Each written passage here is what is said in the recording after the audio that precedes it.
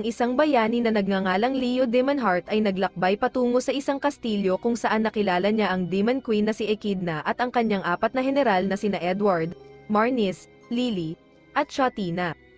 Sinabi nito na gusto niyang sumali sa Demon Army kahit na siya ang tumalo sa mga ito sa nakaraan.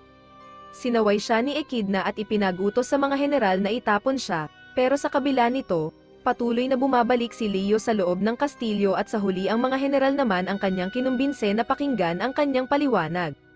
Hinahangaan ni Edward ang kanyang kahusayan at handang tanggapin siya. Gusto rin ni Lily na maging kasamahan si Leo dahil nais niyang magpakasal sa kanya. Si Marnis ay walang pakialam tungkol dito at tinanong siya ni Chatina kung bakit niya gustong sumali sa Demon Army.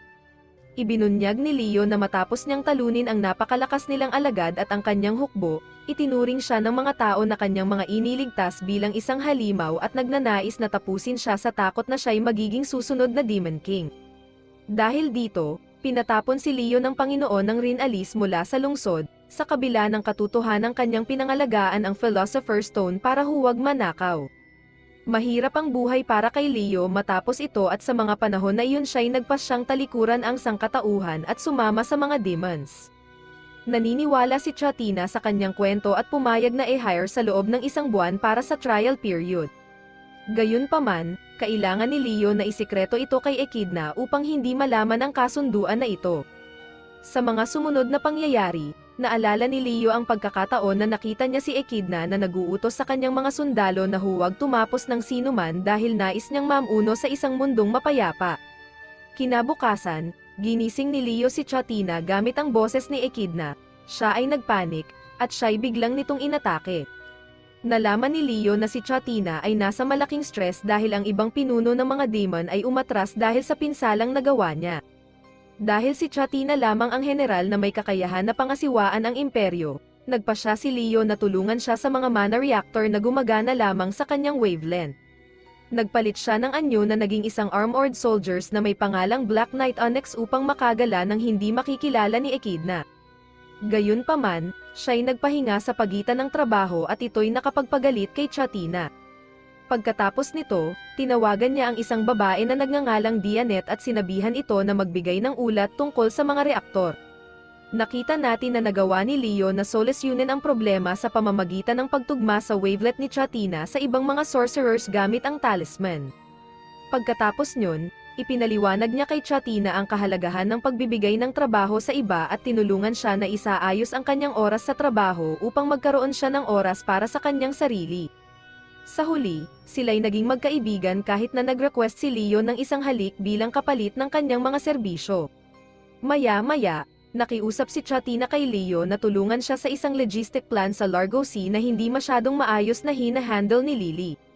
Sinasabi ni Chatina na ang mga dragonfolk ng Largo ay maganda ang ugnayan kay Echidna at tumutulong sa paghahatid ng mga kagamitan. Ngunit sinasabi ni Lily sa lahat na mag-enjoy na lamang. Ito'y isang importanteng usapin, pumunta si Leo sa Largo at nagpapanggap bilang Onyx. Sinubukan niyang bumuo ng plano ngunit hindi niya magawang makamit ang anumang tagumpay nang wala ang pagsang-ayon ni Lily. Dahil wala siyang ibang pagpipilian, nag-summon siya ng isang venomous viper at nagpakagat siya dito upang ma-motivate si Lily na maghanap ng mga halamang gamot para sa kanya.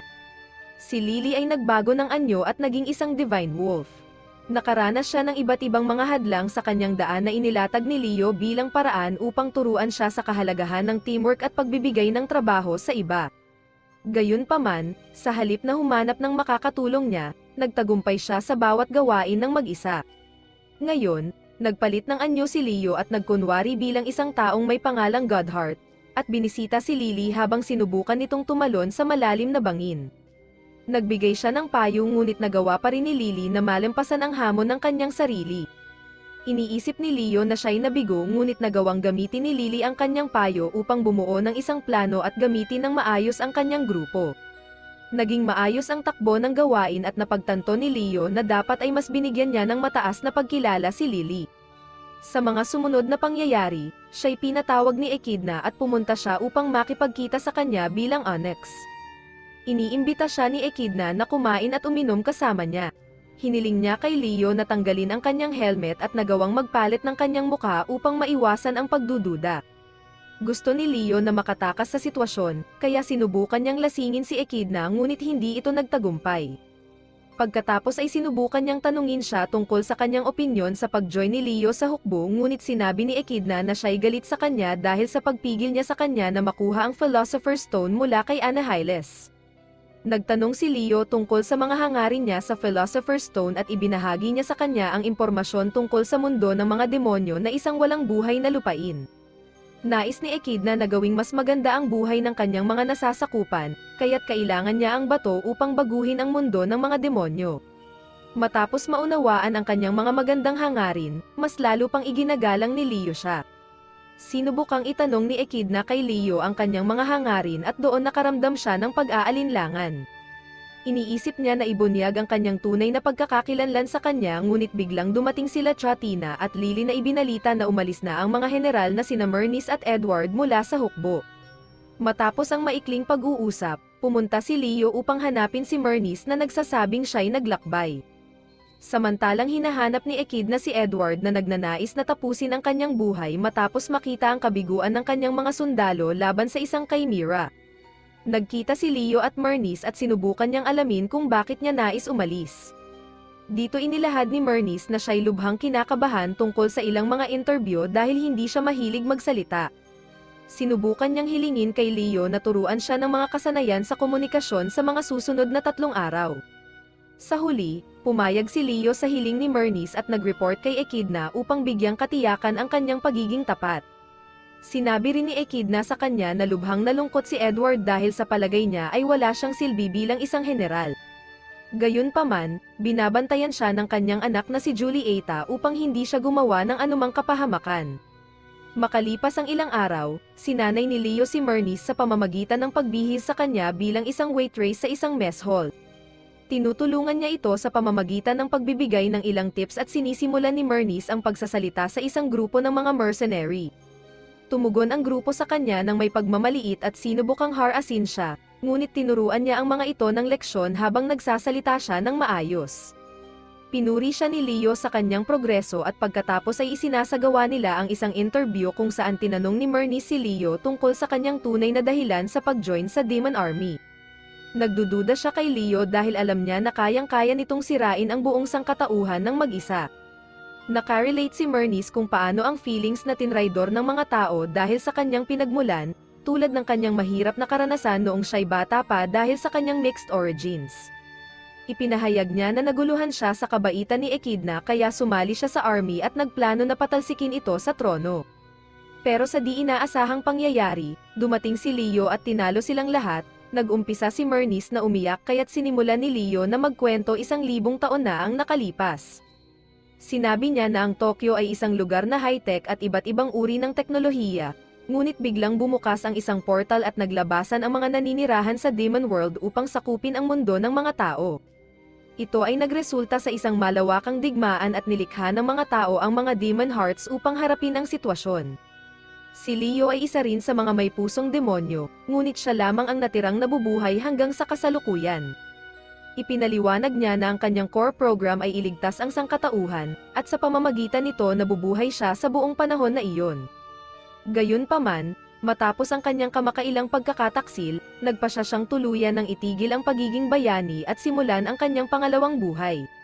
Lubos na natuwa si Leo sa pagkakataon na maikwento niya sa iba ang kanyang buhay at nagulat si Myrnis nang malaman na libu-libong taon na pala ang edad ni Leo. Nasiyahan si Leo sa progreso ni Myrnis at sila'y natulog.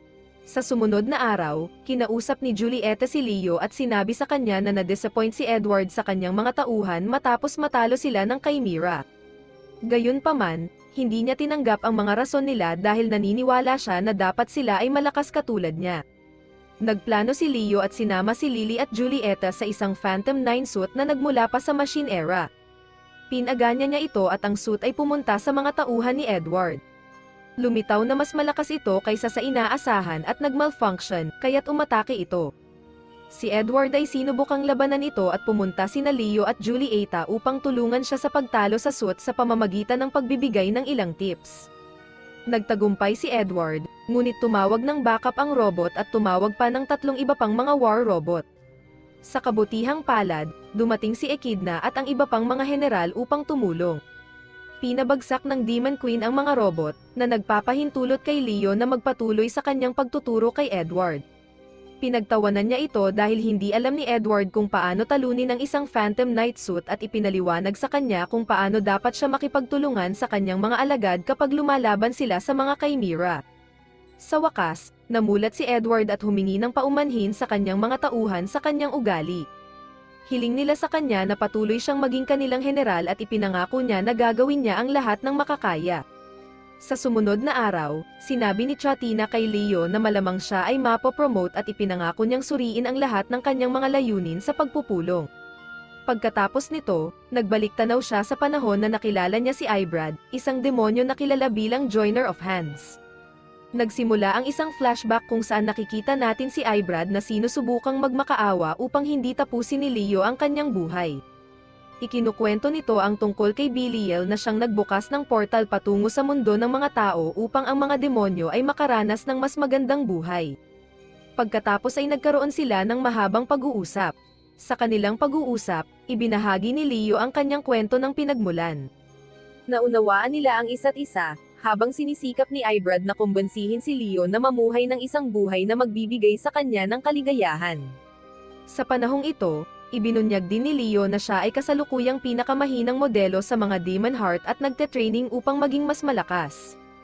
Matapos ang kanilang usapan, hinuli ng containment squad si Ibrad ngunit nanatiling matatag sa kanyang paniniwala na magtatag ng mapayapang mundo sa pagitan ng mga demonyo at tao.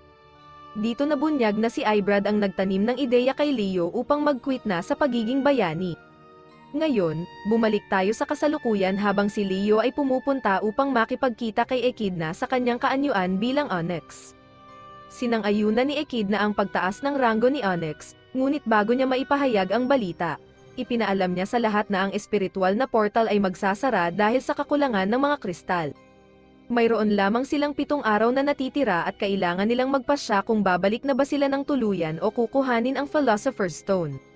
Dahil sa mahirap na desisyong kinakaharap ni Echidna, tinanggal ni Leo ang kanyang helmet at sinabi sa kanya na may 2 Philosopher's Stones. Lumalapit siya sa kanya at nag-offer na tulungan siya, ngunit siya ay inatake ni Echidna nang ma-realize niya ang kanyang panloloko. Gayunpaman, sila ay nagtulungan at nagtungo sa Sishot Mountains matapos suportahan ng mga general si Leo. Sa kanilang paglalakbay, nakikipag-usap si Leo kay Echidna at ipinapaliwanag kung paano gamitin ang Philosopher's Stone sa tulong ng isang user guide. Sa huli, nagsisimula silang magkaintindihan habang ibinabahagi ni Leo ang tungkol sa kanyang nakaraan. Gayunpaman, ibinunyag din niya ang kanyang takot na mawala sa sarili dahil sa kanyang program code na iligtas ang sangkatauhan. Nagbigay siya ng hint tungkol sa kanyang tunay na layunin at sinabi sa lahat na mayroon siyang Philosopher's Stone sa kanyang puso. Ngayon, hinamon ni Leo si Echidna at ang kanyang tauhan na tapusin siya upang makuha ang bato. Gayunman, kung hindi nila magawa ito, tatapusin niya ang lahat ng tao sa mundo. Sinimulan niyang atikihin si Echidna at sinabi na kailangan niyang wasakin ang mundo upang umaasa muli sa kanya ang sangkatauhan. Sumali rin sa labanan si Edward at Chatina, ngunit labis na nasugatan si Edward nang iligtas niya si Chatina mula sa isang atake. Sinabi ni Leo ang kanyang frustration sa kanyang walang kamatayang buhay at kung paano wala siyang ibang layunin kundi ang digmaan. Si Echidna at ang iba ay nahihirapan sa laban at nananawagan si Lily kay Leo na ibahagi ang kanyang mga problema sa kanya upang matulungan siya. Sa kabila nito, inatake pa rin niya ito kaya napilitan ng grupo na lumaban ng buong puwersa laban sa kanya. Gayunpaman, siya ay labis na malakas upang mapuksa dahil sa kanyang mga kakayahan na tumagal ng mahigit sa 3,000 taon. Natalo nito si Edward sa kabila ng pagiging anyong dragon niya, ngunit hindi namatay. Sumali si Myrnes sa labanan at binatikos si Leo sa pagsasabi ng mga kasinungalingan tungkol sa kanyang mga layunin, ngunit siya ay nagyelo bago pa man makapagsalita ng higit pa. Sa kabila ng panlulumo, nag-transform si Lily bilang isang divine wolf at inatake si Leo, ngunit kahit siya ay natalo sa isang solong suntok. Naisip ni Echidna na walang mangyayari sa ginagawa nila, kaya't nagpasya siyang gumamit ng isang spell na ginawa upang ikulong ang malakas na kapangyarihan ng bayani. Binigyan ng tungkulin si Chatina na panatilihing abala ito habang nagsasummon si Echidna ng spell at pinagsisikapan niyang gawin ang lahat sa pamamagitan ng pagsasabi kay Leo tungkol sa katotohanan. Naniniwala siya na gusto lamang ni Leo na sirain ang kanyang sarili at hindi interesado na saktan ang iba, kaya hindi pa sila tinatapos. Ngunit binaygo rin niya siya, ngunit ngayon, mas malakas na si Echidna kaya ibinuhos niya ang lahat sa kanya. Nag-aalala siya na baka iwasan lamang ito ni Leo, ngunit tumayo ito at tinanggap ang spell habang pinasasalamatan siya. Ngayon, nagbalik tanaw siya sa kanyang buhay habang ito ay lumilitaw sa harap ng kanyang mga mata. Nakita natin na patuloy na naghahanap si Leo ng mga pagkakataon upang iligtas ang mundo habang lumilipas ang mga taon. Unti-unti niyang naramdaman ang pagnanais na magkaroon ng digmaan upang ang mundo ay umaasa sa kanya at iligtas ito muli. Nagpaplano din siya na lumikha ng mga bagong kalaban upang mailigtas muli ang mundo. Gayunpaman, nang magbukas ang portal ng demonyo, napagtanto niya na siya ay baliw dahil sa kanyang walang hanggang kalungkutan na sanhi ng kakulangan niya sa tiwala. Nagawa niyang patigilin ang kanyang villain program upang magpatuloy, ngunit napagtanto rin niya na siya ang pinakamasamang nilalang sa mundo. Kailangan niya ng isang mapagkakatiwalaang tao na magmamana ng kanyang Philosopher's Stone at doon niya nakilala si Echidna. Pagkatapos ay natuklasan natin na ang buong panahon niya sa hukbong demonyo ay isang pagsubok para sa kanila upang patunayan kung sila ay karapat-dapat. Napagtanto ni Echidna ang mga hangarin ni Leo at nadarama ang awa para sa kanya dahil sa kanyang pinagdaanan na maraming sakit at pagdurusa. Nagsimula si Leo na tanungin ang kanyang sariling pagkatao matapos maunawaan na gusto lamang niya na mayroong magligtas sa kanya mula sa kanyang pagkakakilanlan bilang isang bayani. Gayunpaman, nagpasya siya na bigyan siya ng angkop na kamatayan at i-disable ang kanyang kapangyarihan, na nagpapahintulot sa mga general na gamitin ang kanilang mga huling atake sa kanya. Natamba si Leo at nakaramdam siya ng ginhawa sa wakas ay natalo siya ng mga general at hindi na nila siya mahaharap tungkol sa kanyang plano ngunit sinabihan niya sila na kunin ang bato mula sa kanyang puso bago pa mahuli ang lahat. Matapos ang isang emosyonal na pangyayari, nagpasya si Echidna na hindi gawin ito at iniluklok si Leo bilang Ambassador of Peace sa pagitan ng mga tao at mga demonyo. Hiniling niya sa bawat general na patayin siya ngunit tumanggi silang gawin ito. Nagsuggest si Chatina na sirain ang kanyang inbuilt program upang maging malaya siya at pagkatapos ng maikling sandali ng alitan, nagawa ni Leo na palayain ang kanyang sarili. Sa wakas, nagawa niya ang payo ni Ibra at pinagaling ang kanyang sarili, at itinago muli ang bato. Inialok ni Echidna ang kanyang kamay at masayang tinanggap ito ni Leo bilang simbolo ng pagtatapos niya bilang bayani. Nagsimula siya sa kanyang bagong buhay bilang kasamahan ni Echidna at tinanong siya nito kung mayroon ba siyang pagsisisi sa pagpapatuloy sa buhay. Ipinahayag niya ang tunay na mithiin, nais niyang tulungan siya na tuparin ang kanyang hangarin na gumawa ng isang mas magandang mundo para sa kanyang mga nasasakupan. Sinira ni Julieta ang kanilang sandali at ipinahayag na maraming trabaho ang naipon habang sila ay nawala. Ngayon, opisyal na nagsimula ang bagong samahan nina Leo, Echidna, at ang mga general sa kanilang pagtatrabaho. At iyon na ang wakas ng palabas. Mag-like, ibahagi, at mag-subscribe para manatiling updated sa lahat ng aking mga recap video. Hanggang sa muli mga lods!